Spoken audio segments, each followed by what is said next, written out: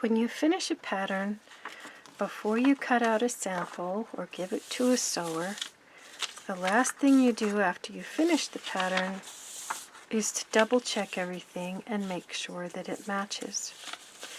So I would start with my two larger pieces, my front bodice and my back one. And I'm not going to line them up with the front and back together. They don't sew together. I always want to think about them side by side. So I'm trying to keep them all on the camera. But I would line up my side seams and make sure that they match exactly. And they match exactly. They're the same length and they're the same shape. If they weren't the same shape, I would either want to add to one or subtract from the other, or do a little bit of both if it was a lot, because if they're not the same shape on the side seam, one side will pull and it will cause wrinkles. So my side seams match. Then my shoulder seams need to match, but in this case I deliberately have a curved line up here with some ease in it. So I'm going to line it up one on top of the other the way it's going to be sewn, and I've pre-mitered that corner off already, and then I've got my ease and that matches on the other corner. So that will match when it's sewn because I've already pre-mitered that corner. So those two match. Then my back neck facing is going to sew to my front neck facing right here, and we pre-mitered that off, and those are an exact match. And I've got my armholes. So now I'm looking at my front armhole, and when that dart is sewn, then these two will be sewn right sides together and the facing will turn inside, and that stitching line matches exactly, and I've trimmed off just a little bit coming inside of the seam because this biasy area is going to be pulled a little bit tighter so that the facing doesn't bubble up underneath. So that matches the way I want it to. My back armhole, I'm looking at the same thing. This one has this little bit of ease, so there's an 1/8 of an inch discrepancy there, but once that's gone, then those match. And that leaves me with my armhole, with my sleeve, and my collar.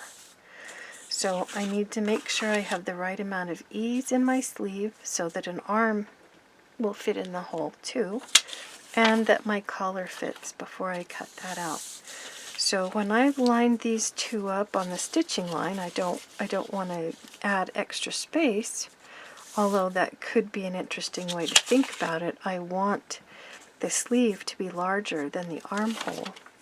But if I line that up where it goes and I walk the sleeve around, so I'm going to line this up here on the edge, and I want to make sure my notches match, then walking is when you put a sharp object there and pivot it around so that the stitching line, the seam allowance edge, continues to match, and then when it starts to curve away, then you move your pencil or your awl, and then there's my ease, so I'm going to move that over and then continue around. If it was a dart, I would have moved that. And then I'm walking that around, keeping my pencil exactly on the stitching line as I go. And I want to make sure that I stop right there on that corner. So this is where I run out of stitching line on the side, and I've just put a little temporary mark there. It's not going to be a real notch.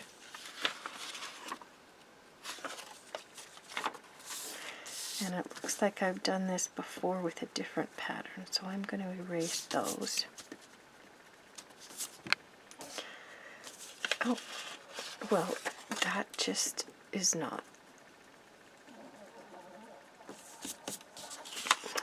And you can hear my little dog snoring in the background. Yep. Okay.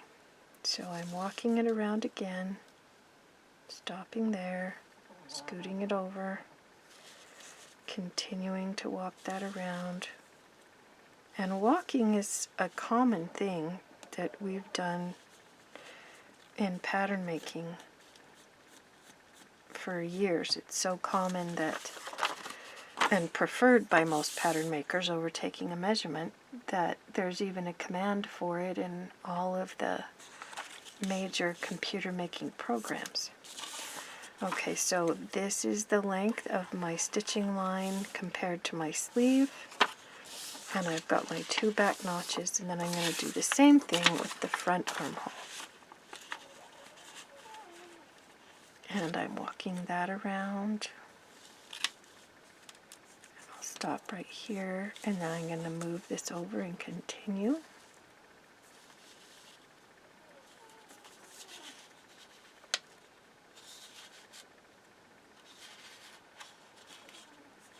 And this is where that stops. So I've got this large space in between. When I'm choosing the grain line, I'm going to fold the sleeve in half from corner to corner right here, and then I'm going to crease it, and that's where my grain line is going to be. That's exactly the middle of the sleeve. And that happens to be right here.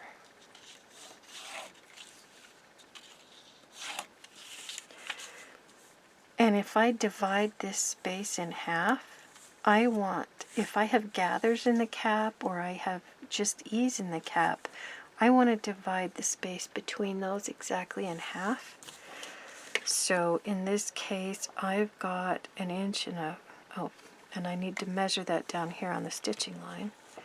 So I've got, and it would be smarter if I used a measuring tape because I could snap my ruler doing that. I've got 1 1/4 inches. So 1/2 inch is 5/8, which means my notch that centers the ease in the armhole, so I have the same amount of ease in front as in back, is right here. It's not on the center. If I put it here, that means that I'll have less ease in back where I need it the most than I have in front. So this is where I'm going to put my notch, and I would get rid of those. I'm going to leave that space and have just a few little gathers across my sleeve. But if I wanted no gathers in my sleeve, I would need to make that smaller, probably by 1/2 inch on each side. So I would slash this down the middle of the sleeve to the bottom and close it so that I only had 1/4 inch on each side for ease if I didn't want.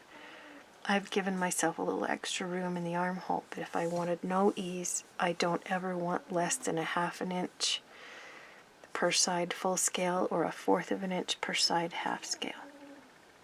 But I'm going to leave what I have here. So I know this will sew in, and I've balanced my notch, and I'm going to erase these two. So if there's a test question about balanced ease in a sleeve, that's what it means. You measure out the amount of armhole on both sides, mark both sides, center that so that your ease is centered, and that's balanced ease in the sleeve cap. Okay, now I've got my collar. And if I fold this back on the fold so that my neck facings line up properly, and I pin this together where I want it to be, and then I overlap that my 1/4 inch, I'm going to double check my collar. And my collar, there's my notch. It's lining up exactly where it's supposed to right here, and it will line up with the stitching line. And then as it comes around, because I'm going to sew this first, I'm going to sew the design edge of my collar before I sew it into my front. Then it's going to end right here, and I want it to end at my center front. So my buttons are going to be here, and my extension is over here, and so it's ending exactly where it needs to. And if it doesn't, then I would just remake that collar to match this neckline. So now that I've double checked everything and I know all of the pieces are going to match, I can go ahead and cut this out of my fabric. Top and bottom collar, or two, two fronts, and I want to make sure that this is not folded when I cut it out. It has to be open flat so that after it's cut we can fold that back and finish it. So a left and right front, a back on the fold, two collars on the fold. And ordinarily we would do a left and right sleeve or a pair, but because I'm having you practice an armhole with a facing and an armhole with a sleeve, we're cutting one of each of those and one of each of our armhole facings, and then our little back neck facing that sews into this one of those. And I didn't point out that this is actually a little bit larger than the back neck to control that ease. And by control, I mean hold the ease in so that it matches the original neck opening space. And those are ready to cut out now.